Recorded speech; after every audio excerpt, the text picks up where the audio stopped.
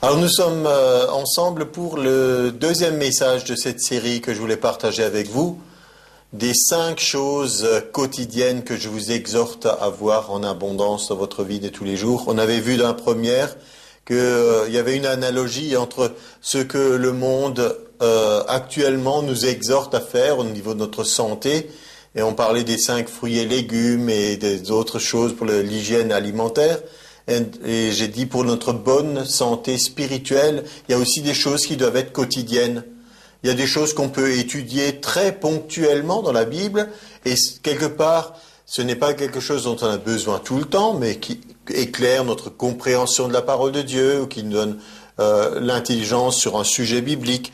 Mais il y a des choses qu'on a besoin tous les jours. Et quand on voit la complexité de notre être humain que nous sommes, avec les milliards et les milliards de choses qui se passent chimiquement ou autres, on peut que dire avec le psalmiste, le psaume 139, « Je te loue de ce que je suis une créature si merveilleuse ». Je reconnais la création de Dieu. Dernièrement, j'ai encore eu l'occasion de dire à quelqu'un, malgré tous les progrès technologiques, on n'a pas encore inventé de caméra qui soit aussi perfectionnée que l'œil humain. Et donc, Dieu a fait quelque chose en nous qui est extraordinaire et qui dépasse notre entendement. Et en même temps, la Bible nous révèle que nous sommes un être spirituel, nous sommes plus que simplement un corps avec une capacité de penser et d'avoir des émotions, mais nous sommes même créés à l'image de Dieu. Et donc, le premier point qu'on avait vu, c'était ce désir de l'homme de prospérer. Prospérer, on avait eu la définition, c'était aller mieux. Tout le monde fait des efforts pour travailler, gagner sa vie, acquérir des biens, etc.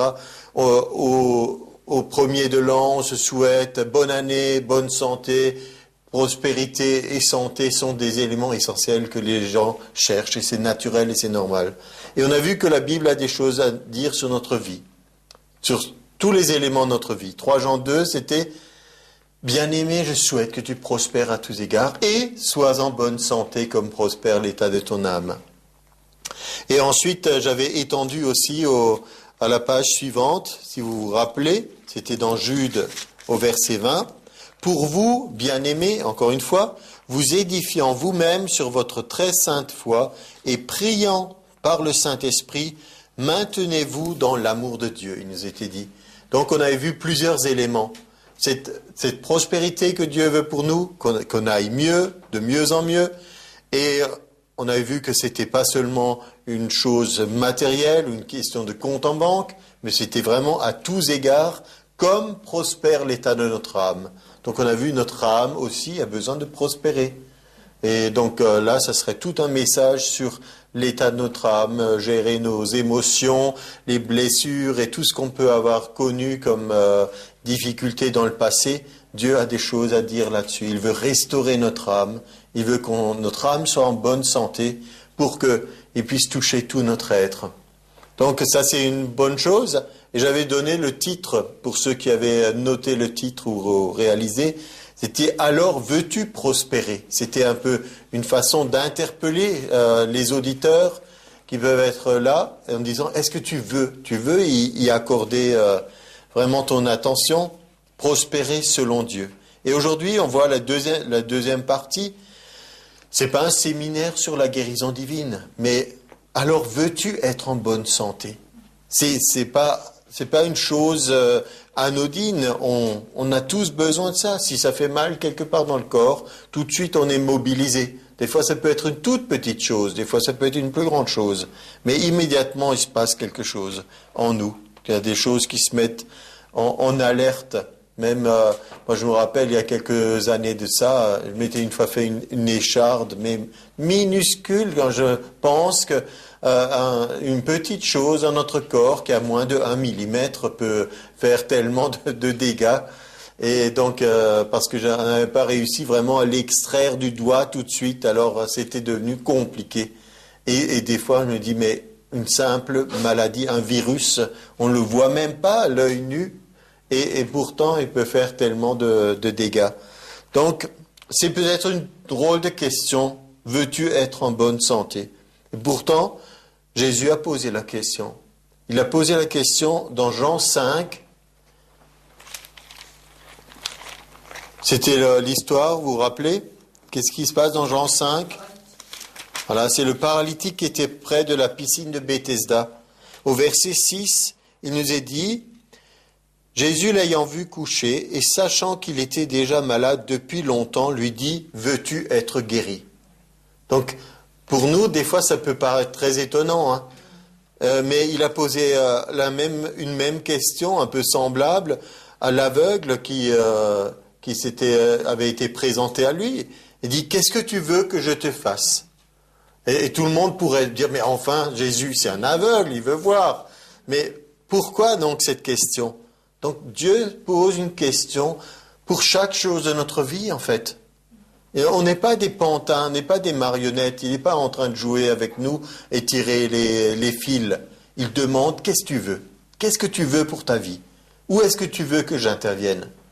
On a l'impression que notre vie, elle est compartimentée.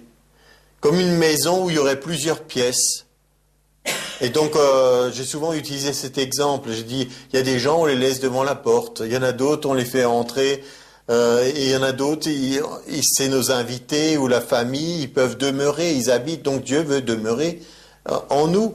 Donc, c'est comme s'il y a des recoins de notre vie qui n'ont pas encore été visités par Dieu, ou il y a quelque part un endroit qu'on lui a fermé, mais il veut tout occuper, il veut que tout soit en lumière, et c'est pour nous, c'est bon pour nous. Mais chaque fois, il y a la participation. Donc on peut se poser la question, pourquoi c'est cette façon de dire, est-ce que tu veux être guéri? Qu'est-ce que tu veux que je fasse pour toi? C'est deux raisons. Donc nous avons une part à jouer, il y a une part à jouer. Et à dire, oui Seigneur, notre volonté, l'autre raison, c'est notre volonté importante et elle est respectée par Dieu. On a l'impression, mais Dieu est tout puissant, il est souverain, il peut faire ce qu'il veut. Mais il veut pas nous forcer, il veut pas nous obliger à faire des choses que nous ne souhaitons pas. C'est l'inverse de l'amour, contraindre. Donc, nous avons notre part à faire et notre volonté importante est respectée. Alors, comme j'ai dit, par rapport à la bonne santé ou la guérison, on peut le vivre à plusieurs niveaux, hein. Il y a des choses à faire tous les jours. Tous les jours. Et comme je disais, à plusieurs niveaux, ça peut être, maintenant pour quelqu'un qui serait malade, qu'est-ce qu'il veut? Il veut dans un premier temps guérir et dans un deuxième temps conserver la guérison.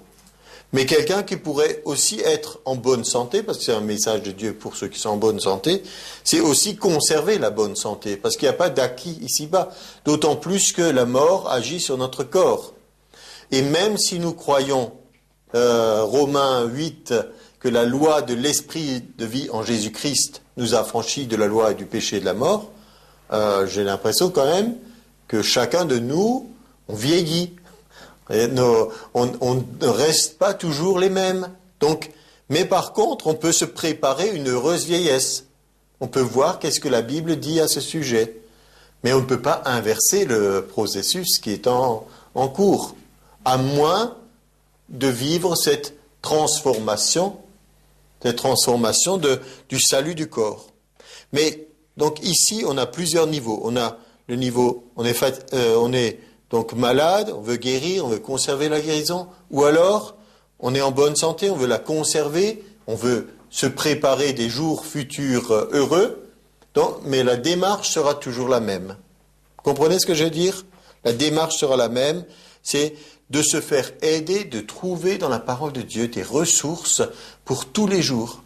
Comme on prend soin de notre corps, par la nourriture, par de l'exercice, par du repos, par je ne sais quoi, on doit prendre soin de notre âme et recevoir une nourriture spirituelle. Donc, comme dans le naturel, on peut se faire aider aussi, dans le spirituel, on peut se faire aider. C'est le sens de l'Église, corps du Christ. Un membre est faible dans un domaine, l'autre est fort dans le domaine. Ensemble, le corps fonctionne. Donc il y a des ministères dons qui ont été donnés au corps. On peut se faire aider. On peut se faire aider par... Je fais ma petite pub, mais c'est pour illustrer que par exemple, on a la nourriture de la santé. Donc on peut lire tous les jours une vitamine de la part de Dieu par rapport à notre santé. On peut, pour la foi, on peut lire la nourriture de la foi. Donc tous les jours, je prends juste quelques exemples. Le triomphe de la foi. Donc des méditations quotidiennes. Parce que j'ai trouvé ici, on va y venir tout à l'heure, en anglais j'ai ici Healing Promises, ça veut dire des promesses de guérison. Donc Kenneth et Gloria Copeland ont mis ensemble que des versets bibliques. C'est pas un livre, c'est juste un recueil de versets bibliques sur un sujet.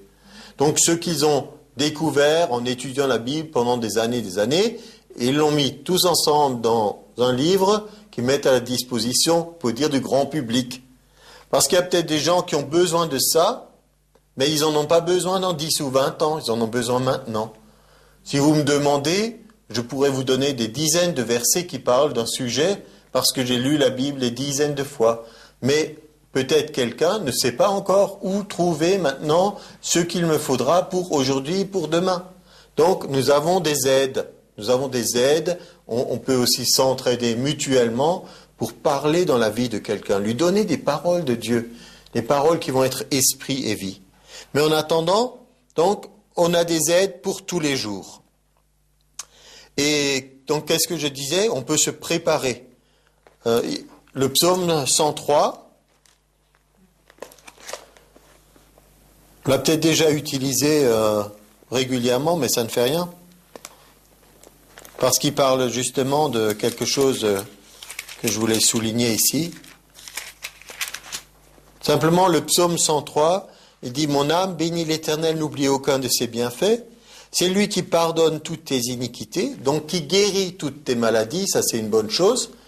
Il guérit toutes les maladies, c'est pas juste il guérit les maladies, mais aussi toutes les maladies, parce qu'il y a des gens qui sont peut-être frappés d'une maladie rare ou d'une maladie qu'on appelle incurable. Et donc, savoir ça, toutes les maladies, est une chose qui peut être très encourageante pour quelqu'un. C'est lui qui délivre ta vie de la fosse. De la fosse, ça veut dire que tu es destiné à mourir, peut-être parce qu'il y a eu un diagnostic. On a dit, voilà, il n'y a plus rien à faire, voilà, préparez-vous, vous allez bientôt mourir. Et donc, il y a des situations où Dieu parle. Il te couronne de bonté et de miséricorde. C'est lui qui rassasie de bien ta vieillesse et qui te fait rajeunir comme l'aigle. Et donc, il y a quelqu'un qui a fait cette observation de cette sorte d'oiseaux, d'aigles, qui perdent à un moment donné de leur vie, perdent leur cerf et leur bec. Et ils se retrouvent dans une position de grande faiblesse pendant un temps, et ça repousse.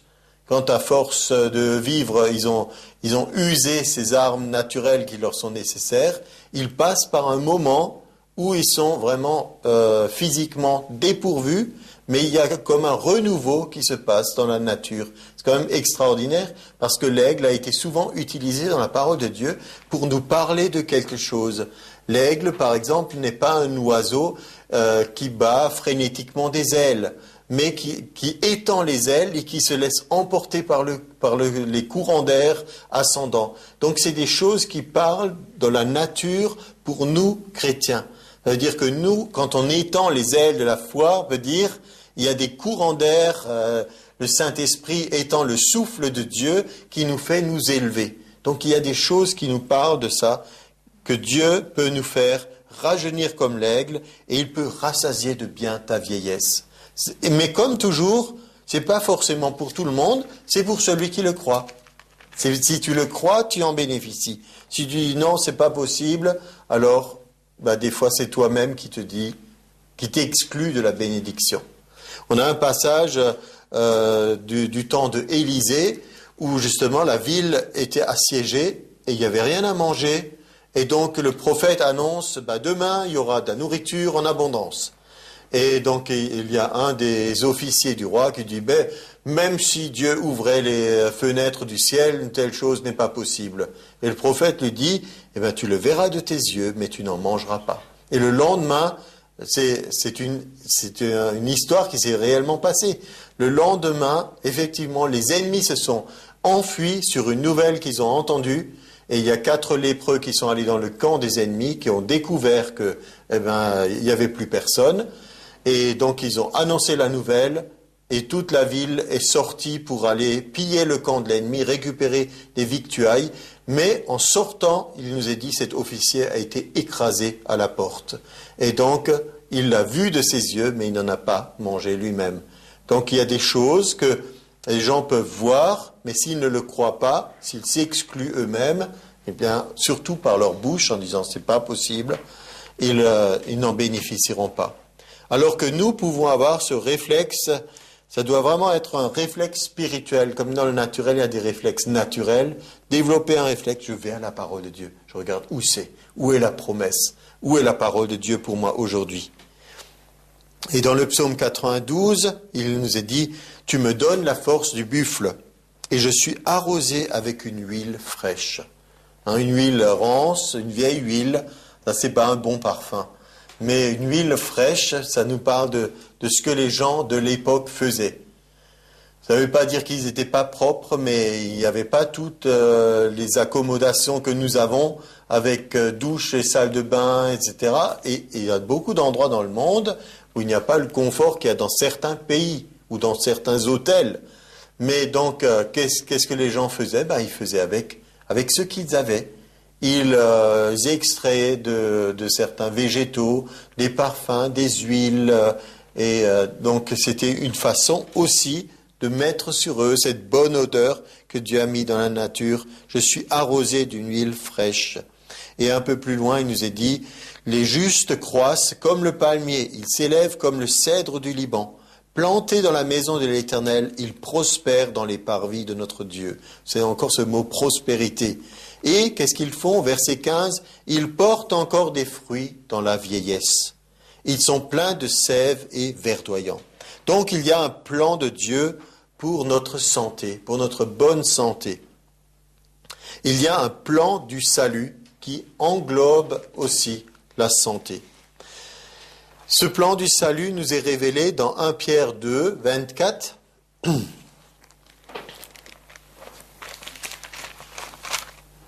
1 Pierre 2, 24 nous parle de Jésus, de ce qu'il a fait pour nous. Le plan du salut, c'est qu'il a porté nos péchés, et c'est écrit ici. Lui, Jésus, qui a porté lui-même nos péchés en son corps sur le bois, afin que, morts au péché, nous vivions pour la justice. Alléluia. C'est vraiment quelque chose de merveilleux. Et ce n'est pas fini. Il nous est dit, lui par les meurtrissures duquel vous avez été guéris. En même temps que le salut, la libération de nos péchés, est venue sur nous la justice de Dieu, et en même temps, il a aussi accompli d'autres choses pour nous. Et une de ces choses, c'est que nous avons été guéris par ces meurtrissures. Et donc quelqu'un un jour a voulu dire, oui, mais ça ne parle pas de guérison physique, il parle là de quelque chose au niveau de l'âme. Alors, ce qui est bon toujours, c'est quand on étudie un texte, de prendre en parallèle avec ce qui a voulu être dit ailleurs. Alors nous pouvons prendre Ésaïe 53, parce que c'est une citation directe de Ésaïe 53. Ésaïe 53, qui, je vous le rappelle, j'aime bien rappeler ça, et des fois appelé ou surnommé le 5e évangile, parce que tellement il décrit la bonne nouvelle de la venue du Messie. Et donc, Ésaïe 53, page 729, nous dit la chose suivante, au verset 4. « Cependant, ce sont nos souffrances qu'il a portées, c'est de nos douleurs qu'il s'est chargé, et nous l'avons considéré comme puni, frappé de Dieu et humilié. Mais il était blessé pour nos péchés, brisé pour nos iniquités. Le châtiment qui nous donne la paix est tombé sur lui, et c'est par ses meurtrissures que nous sommes guéris. » Alors on pourrait dire, oui, mais encore une fois, il n'est pas dit vraiment texto que c'est des guérisons physiques. N'est-ce pas vrai? Sauf que le mot grec, le mot hébreu que nous avons pour douleur peut être aussi rendu plus précisément par maladie. Mais il y a mieux que ça encore. Il y a dans les évangiles, dans Matthieu 8, une description du ministère de Jésus.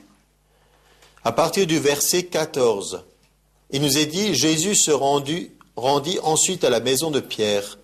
Il vit la belle-mère couchée ayant la fièvre. Il toucha sa main et la fièvre la quitta.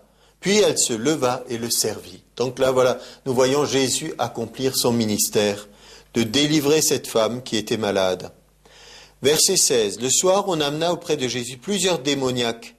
Il chassa les esprits par sa parole et il guérit tous les malades.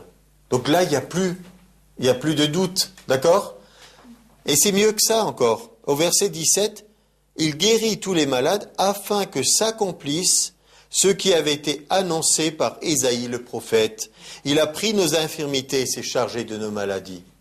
Donc vous voyez, ce que je veux démontrer, c'est que même si nous pouvons avoir un doute sur un morceau d'un verset, si on prend la parole de Dieu globalement, et qu'on voit les parallèles, et qu'on voit comment le tout forme une unité.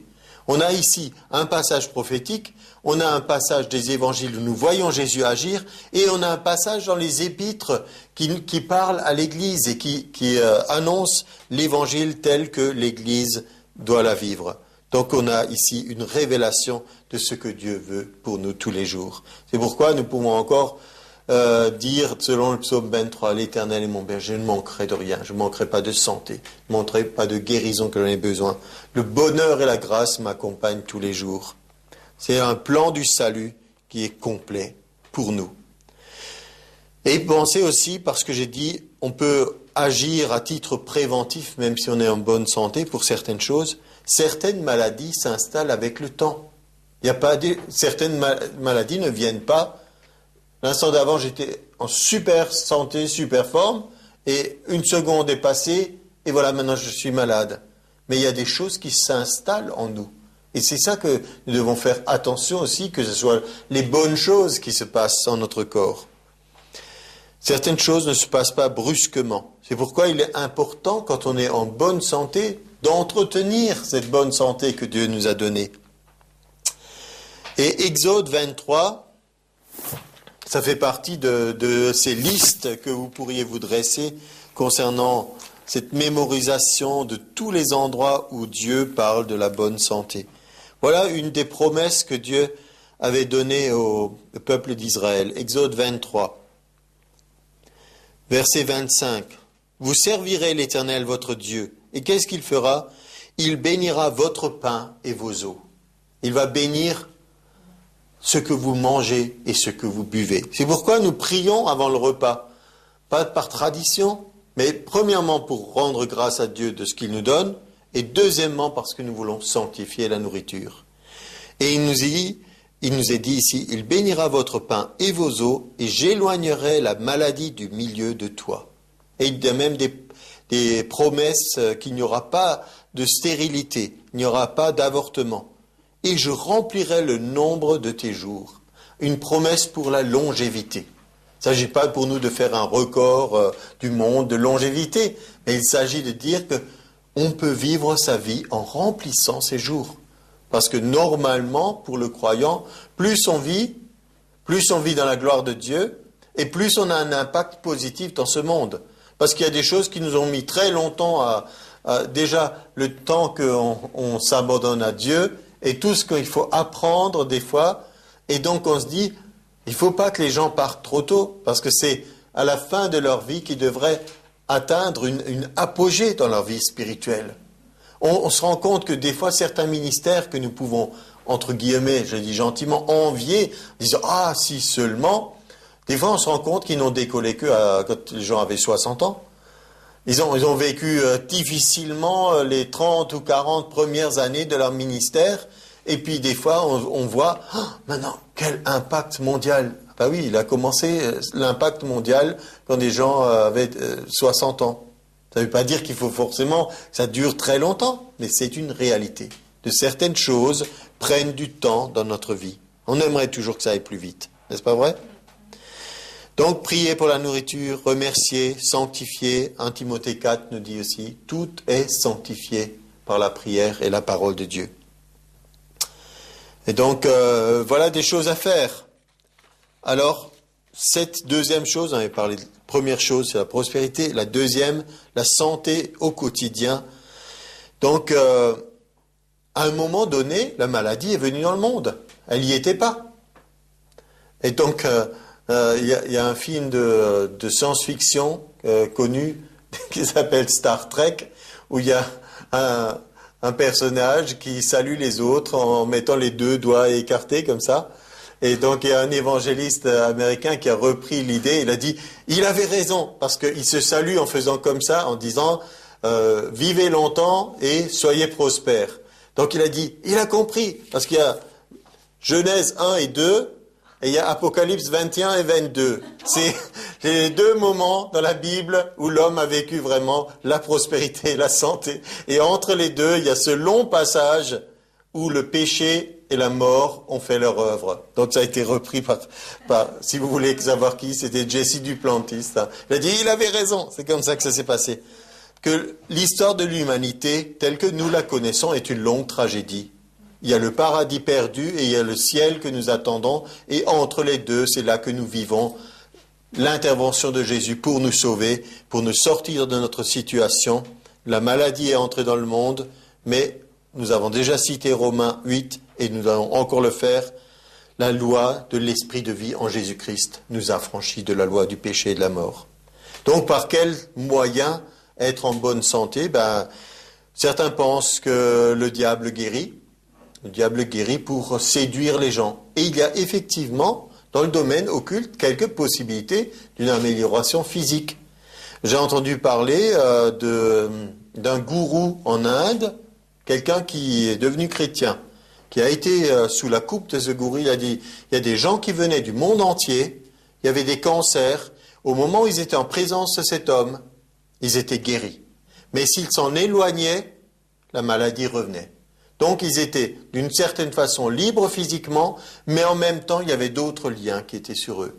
On peut faire des parallèles avec certains cas de sorcellerie où on manipule, on fait des choses, il y a une amélioration dans un domaine, peut-être un domaine physique particulier, mais en même temps il se crée alors des liens et d'autres problèmes qui tiennent les gens captifs. Donc le diable peut agir d'une certaine façon. Et des fois, les gens disent « mais il y a un résultat, donc ça veut dire que c'est bon ». C'est pas toujours, parce qu'il y a une forme de résultat que c'est une bonne chose. Donc, il faut faire attention à quelle méthode on emploie et à qui on s'adresse. Ce n'est pas une guérison à tout prix. À un moment, Jésus a dit « tu as été guéri, maintenant fais attention de peur qu'il ne t'arrive quelque chose de pire ». Donc il peut arriver quelque chose de pire. Ça ne voulait pas dire si tu te détournes de moi, alors tu seras de nouveau malade. Ce n'était pas une menace. C'était pour dire tu as été guéri physiquement, mais fais attention, il y a une autre chose qui est importante, l'état de ton âme. Fais attention à cela. Certains veulent vivre en bonne santé et mangent du bio, mais des fois, il y a des gens qui mangent, ils veulent manger sainement, mais en même temps, ils sont remplis d'inquiétudes. Donc là, il y a aussi quelque chose qui ne va pas. On ne peut pas avoir une guérison à tout prix ou une bonne santé à tout prix. Payer le prix en étant rempli de peur, finalement, annule tous les efforts que vous aviez faits dans un autre domaine. Parce que c'est une loi spirituelle. Donc, mettons toutes les chances de notre côté. Moi, j'ai dit, si vous avez un capital génétique, si vous avez été doté d'une bonne santé grâce à ce que vos parents vous ont transmis, eh bien, alléluia, rendez grâce à Dieu. Si vous avez une bonne hygiène de vie, vous pouvez rendre grâce à Dieu parce que vous vivez d'une façon où vous prenez bien soin de votre corps. Si vous avez accès à la médecine quand vous en avez besoin et qu'elle peut vous aider, on rend grâce à Dieu. Et d'ailleurs, là je présente un autre livre, Don Colbert, c'est le médecin qui intervient souvent dans les campagnes d'évangélisation de Benny Hinn. Et des fois, il vérifie les déclarations des gens concernant les maladies, et il donne des conseils. Et là, c'est pas un livre spirituel où il y a un enseignement sur la guérison divine. C'est un livre de bon sens au niveau de l'alimentation, au niveau d'un certain nombre de choses. Donc, le bon sens aussi est important pour avoir une bonne santé. Pas seulement un nouveau truc, tu as qu'à le faire ou le prendre, ça te fera du bien. Faites preuve de bon sens. Donc, mettez toutes ces choses, toutes ces chances, entre guillemets, de votre côté avec la foi en Dieu, la confiance en Dieu. Parce que, comme nous l'avions vu dans le premier message, ce que vous dites tous les jours s'accomplira. Ça aura un impact dans votre vie. Si vous dites tout le temps, je suis fatigué, l'hiver arrive, je vais être enrhumé, je vais être malade, je vais être ceci, ça va de moins en moins, etc. Ça a un impact dans votre vie. Donc, rappelez-vous, Marc 11, 23. Si vous croyez que ce que vous dites va s'accomplir, vous le verrez. Donc, dans notre cœur et dans notre bouche. Et faites vos provisions. Les provisions, c'est justement, je vous donnais un exemple d'un livre où c'est condensé, mais sinon, cherchez vos paroles de Dieu. Ce n'est pas parce que je vous ai donné 1 Pierre 2, 24 que chaque fois que vous avez un problème de santé, vous devez vous précipiter sur 1 Pierre 2, 24, parce que la parole de Dieu est vivante. Une fois ça marche, une fois ça marche pas, parce qu'elle est vivante. C'est pas une recette comme ça qu'on peut réchauffer et de nouveau servir à toutes les sauces, comme on dit. Mais de trouver les paroles de Dieu pour vous. Peut-être ça peut être Exode 15, 26. Je suis l'Éternel qui te guérit. On a vu que la dernière fois, c'était la présentation de Dieu, c'était je suis Yahvé Jiré, je suis celui qui pourvoit. Aujourd'hui, c'est je suis l'Éternel qui te guérit, Yahvé Raphé. Donc, les listes de versets, les livres, ce que vous pouvez trouver dans la Bible, c'est bien. Mais c'est peut-être que le logos, il faut qu'il devienne le réma. Il faut que cette liste que vous avez sur le papier vienne dans votre cœur. Que cette liste soit dans votre cœur, c'est mieux que d'être sur le papier. Mais ça ne sera que parfait ou ça aura de l'effet, effectivement, si c'est dans votre bouche aussi. Ça sera dans votre cœur et dans votre bouche. Et donc, rappelons-nous, la parole de Dieu dans 3 Jean 2, c'était que tu sois en bonne santé et prospère à tous égards, comme prospère l'état de ton âme. Donc, regardons pour ça dans Proverbe 4, au verset 20. Mon fils ou ma fille, sois attentif à mes paroles. C'est Dieu directement qui nous parle. On oublie maintenant que Salomon l'a écrit pour son fils. On se dit, c'est Dieu qui me parle. Qu'est-ce qu'il me dit? Sois attentif à mes paroles. Prête l'oreille à mes discours. Qu'ils ne s'éloignent pas de tes yeux. Ça veut dire, regarde pas tout le temps à droite, à gauche, ailleurs. Regarde là ce que je suis en train de te montrer. C'est la vie pour ceux qui les trouvent. La vie, c'est la santé pour tout leur corps. Garde ton cœur plus que toute autre chose, car de lui viennent les sources de la vie. Les sources de la vie. Et en conclusion, je voudrais juste rappeler cette rencontre de Jésus avec cet homme dans Marc 9, qui avait son fils qui était possédé par cet esprit, qui le jetait dans le feu. Et donc, cet homme a dit, si tu peux, alors fais quelque chose pour moi. Et Jésus lui a renvoyé la question. Il a dit, c'est pas si moi je peux. Moi j'ai la puissance de faire. Mais c'est si tu peux croire. Et on revient à ce que j'ai dit au départ. Veux-tu être guéri? Veux-tu être en bonne santé? Ta part est importante. Tu dois prendre position. C'est si tu peux croire. C'est comme ça, à cette condition. Donc nous on sait que rien n'est impossible à Dieu. Mais Jésus a dit ici aussi, tout est possible à celui qui croit. C'est Marc 9, 23. Ne l'oubliez jamais. Marc 9, 23. Tout est possible à celui qui croit. Et si vous êtes saisi des fois par le doute ou l'incrédulité, ne vous condamnez pas. Ne dites pas, oh, je ne peux pas recevoir parce que je suis dans le doute. Cet homme a dit simplement à Jésus, je crois, viens au secours de mon incrédulité. Viens me rencontrer au niveau de foi que je suis. Même si je ne suis pas un géant de la foi, mais rencontre-moi, aide-moi à réaliser que là où moi je ne peux pas, toi tu pourvois. Amen. Rendons gloire à Dieu pour tous ces projets de bonne santé qu'il a pour chacun d'entre nous. Et la prochaine fois, nous continuerons dans nos 5 choses pour y arriver.